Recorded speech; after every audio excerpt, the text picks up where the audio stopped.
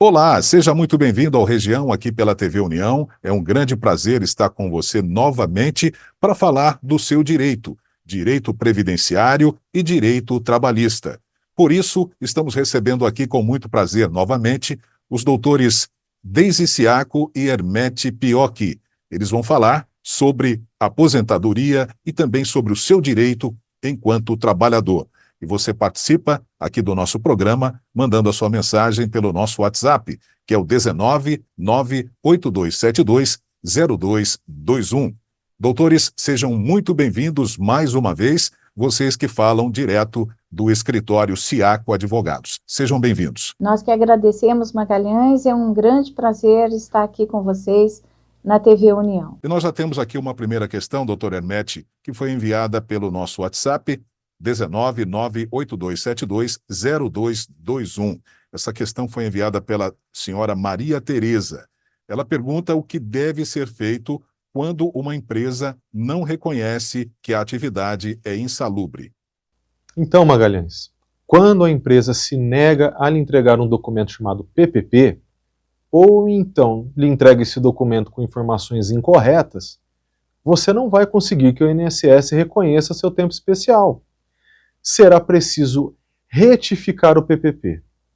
E quando a empresa se nega a retificar o documento, você poderá ajuizar uma ação contra a empresa na Justiça do Trabalho.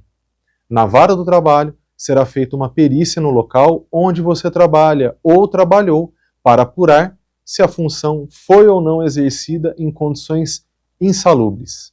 Agora uma questão para a doutora Deise Siaco. Doutora Deise, quem confecciona, quem prepara esse documento chamado PPP? Então, Magalhães, esse documento ele é preenchido por um engenheiro de segurança do trabalho ou então pelo médico do trabalho. É um documento técnico muito bem complicado de se preencher. Eu vou alertar novamente os trabalhadores. A empresa pode, ainda que eventualmente, não reconhecer que a atividade que o trabalhador exerce seja insalubre, seja uma atividade penosa, não é? Mas isto deve ser, então, questionado na vara do trabalho. Nesse caso, se a empresa lhe entregar, então, um PPP que não vai servir para comprovar a insalubridade junto ao INSS, é melhor que você não junte esse documento, que você procure, sim, um advogado e peça a ele a intervenção junto à empresa, para que essa empresa o corrija, o retifique, o complemente, enfim. De nada vai resolver um PPP que não tenha sido retificado ou corrigido pela empresa, se assim o precisar, né? Do contrário, o empregado correrá o risco de ver seu pedido negado junto ao INSS. Doutor Hermete, uma questão aqui ainda sobre o PPP, temos mais uma dúvida. Se a empresa já fechou, se já está desativada, o que o empregado deve fazer para conseguir esse documento? Bom, nesse caso, o empregado que trabalha em atividades insalubres ou perigosas deve pedir o PPP logo que sair da empresa. Porque quando ele se esquece de pegar esse documento, pode ter dificuldade na hora de se aposentar. A empresa pode mudar o layout, as máquinas, a empresa pode fechar e até mesmo falir.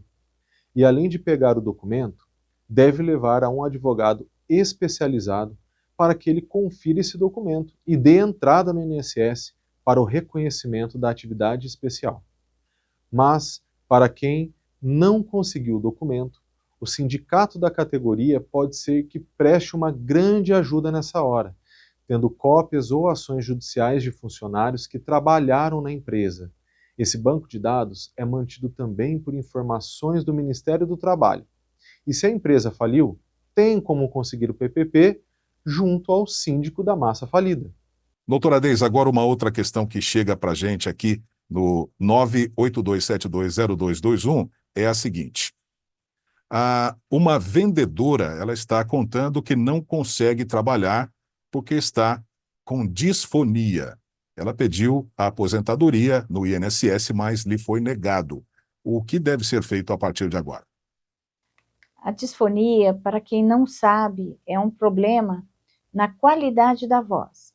Ela pode decorrer de um problema nas cordas vocais, por exemplo, causando rouquidão, dificuldade em manter a voz, cansaço quando se fala. E a profissão de vendedor exige um esforço maior do uso da voz. Neste caso, se foi pedido o afastamento ou aposentadoria por invalidez e o benefício foi negado pelo INSS, o segurado deve procurar um advogado previdenciário e buscar na justiça o seu direito. É mais do que justo que lhe seja concedida aposentadoria ao ser constatado que o problema é crônico e principalmente irreversível. Vamos aqui com mais uma dúvida. Agora, doutor Hermete, nós temos aqui um outro espectador, o senhor Augusto. Ele está dizendo que tem tendinite, esporão e problemas de tireoide. Ele quer saber se, com esse quadro, ele pode se aposentar. O INSS tem negado os pedidos de aposentadoria com muita frequência, Magalhães. Principalmente se a aposentadoria for pedida por uma pessoa antes dos 60 anos de idade, ou então para pessoas que têm pouco tempo de contribuição. Por isso é importante que você, Augusto, tenha em mãos um bom atestado médico e, principalmente, exames que comprovem a sua incapacidade para o trabalho. Lembrando que, para se aposentar, a incapacidade tem que ser total, não pode ser parcial. E também tem que ser permanente, ou seja, irreversível. Doutora Deise, a dona Iraci procurou o INSS para pedir aposentadoria por invalidez. O INSS a encaminhou para uma reabilitação. Ela pergunta o que pode acontecer se ela se recusar a passar por esse programa de reabilitação. A reabilitação é um programa do INSS feito justamente para permitir que o trabalhador afastado de suas funções habituais volte a trabalhar nessa mesma função ou até mesmo em uma outra função, de forma adaptada. São oferecidos, então, treinamentos, cursos e próteses também, como, por exemplo, uma perna mecânica, ou então órteses, não é, para manter a mobilidade daquela pessoa com problema, aumentando a autonomia, a independência, para que o reabilitado possa, então, exercer as suas funções ou uma outra função, como eu disse, né? Isso melhora a qualidade de vida do trabalhador e a sua reinserção no mercado de trabalho. Se o trabalhador se recusar a participar desse programa de reabilitação, o seu benefício poderá ser suspenso e até mesmo cancelado. Doutor Hermete, como funciona esse programa de reabilitação? Inicialmente, o segurado deve requerer o benefício por incapacidade, que é o auxílio-doença ou aposentadoria por invalidez. Sendo assim, ele deve passar por perícia médica no INSS, que identifica as especificidades do cidadão, ou seja, todas as suas condições, não só as condições físicas para avaliar a incapacidade do trabalhador, como também o tipo de trabalho que o trabalhador exerce e o grau de instrução. O INSS vai avaliar a necessidade do uso de prótese ou órtese ou de encaminhamento para a reabilitação profissional. E esse processo, doutora Deise, é demorado? Assim, como ele envolve vários setores do INSS, não é um processo rápido. E enquanto durar o procedimento de reabilitação, o benefício por incapacidade ele deve ser mantido. Após a finalização do processo, se o segurado estiver apto para retornar ao mercado de trabalho, o benefício é encerrado. Não é? Mas se for constatado que mesmo com a reabilitação, o segurado não readquiriu a sua capacidade de trabalho, ele vai poder até mesmo ser aposentado por invalidez, por ser a incapacidade considerada como permanente. A gente vai rapidinho aqui para o intervalo, voltamos daqui a pouco, trazendo mais dúvidas dos nossos espectadores que participam aqui pelo nosso WhatsApp, o 19 98272 0221. Aguarde, voltamos já já.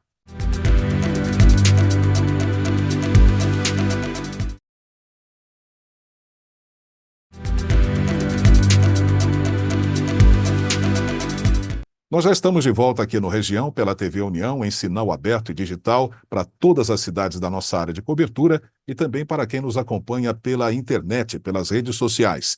Hoje, tirando dúvidas a respeito de direito trabalhista e direito previdenciário, estamos aqui com os advogados Deise Siaco e Hermete Piocchi.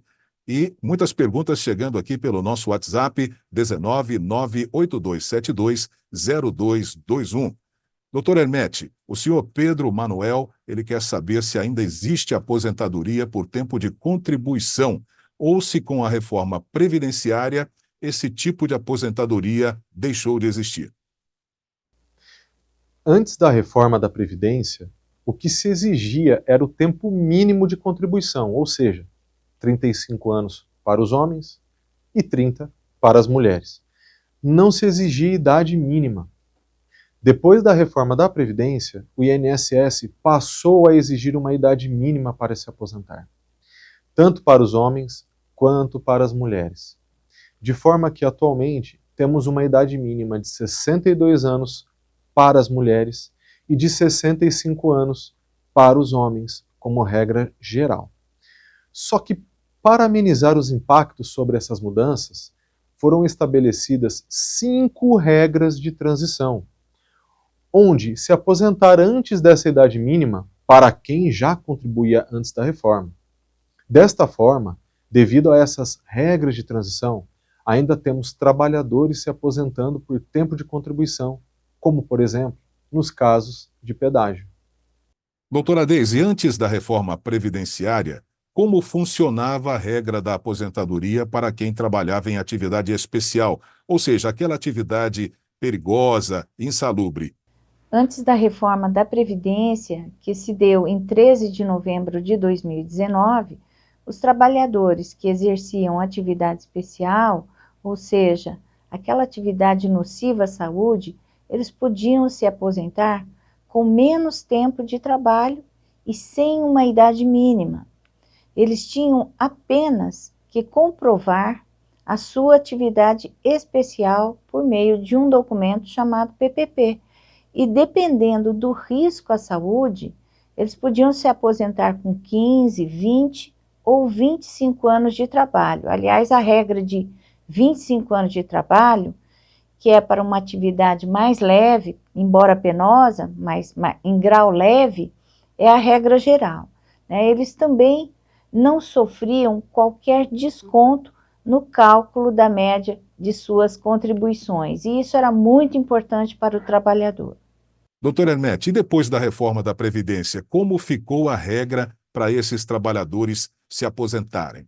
Depois da reforma da Previdência, a regra para quem exerce atividade especial mudou e mudou para pior, muito embora exista uma regra de transição. A lei nova agora prevê uma idade mínima de 60 anos de idade e 25 anos de atividade especial. Nós estamos falando aqui da regra geral. Isso gerou uma insatisfação muito grande aos trabalhadores que exercem atividades pesadas, como a de um metalúrgico, por exemplo. Doutora Deise, só para dar um exemplo aqui para quem está nos assistindo, como fica a situação de um metalúrgico, por exemplo, que começa a trabalhar com 20 anos de idade? Se um trabalhador começa a trabalhar como metalúrgico aos 20 anos de idade, ele vai poder se aposentar nessa função, de acordo com a regra nova, somente aos 60 anos de idade. E, portanto, trabalhando 40 anos nessa atividade penosa. Então, dificilmente ele conseguirá se aposentar nessa função.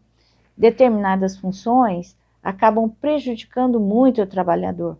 Quando ele tem de fazer grandes esforços físicos, por exemplo, ele acaba com a coluna, ele tem rompimento de tendões, ele tem surdez quando o ruído é excessivo.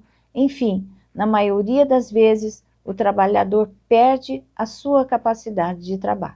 Doutor Hermete, para quem já exercia uma atividade especial, mas não conseguiu se aposentar na regra antiga. Essa pessoa tem alguma saída, alguma alternativa? Tem sim, Magalhães, mas não é muito bom não. Para quem já exercia uma atividade especial antes da reforma da Previdência, foi prevista uma regra de transição. Essa regra exige que o trabalhador especial tenha 86 pontos, dos quais 25 anos devem ser em condições insalubres. Na regra de pontos, se soma o tempo de contribuição mais a idade. Doutora Deise, por que estão dizendo que essa regra de idade mínima pode cair?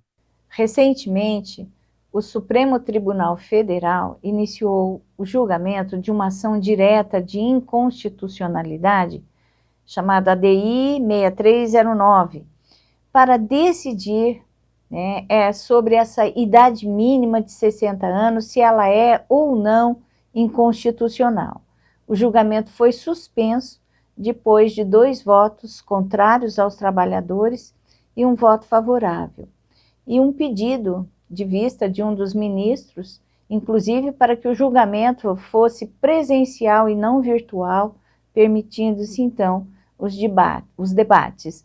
O julgamento final é que dirá se teremos ou não o fim da idade mínima da aposentadoria, mas não são de todas as aposentadorias, apenas da aposentadoria especial. Doutor Hermete, e qual a sua opinião a respeito de um provável fim da idade mínima? Eu entendo, Magalhães, que um trabalhador que exerce atividade penosa, pesada e exposto a agentes de risco à sua saúde não deve trabalhar até atingir 60 anos de idade, não. É muito tempo, considerando que aqui no Brasil temos que ingressar no mercado de trabalho na idade jovem. Ao meu ver, deveria voltar à regra antiga, exigindo apenas 25 anos de atividade insalubre. Doutor Hermete e doutora Deise Siaco, muito obrigado pela presença de vocês hoje aqui no Região, mais uma vez, tirando dúvidas aqui dos nossos espectadores que nos acompanham pela TV aberta e também nas redes sociais. Muito obrigado. Magalhães, te agradeço pela oportunidade, agradeço também aos telespectadores e espero estar com vocês novamente em breve. Abraço para todos, até a próxima. E o Região vai ficando por aqui, agradecendo a sua participação. Estaremos de volta no próximo programa. Um grande abraço e até lá!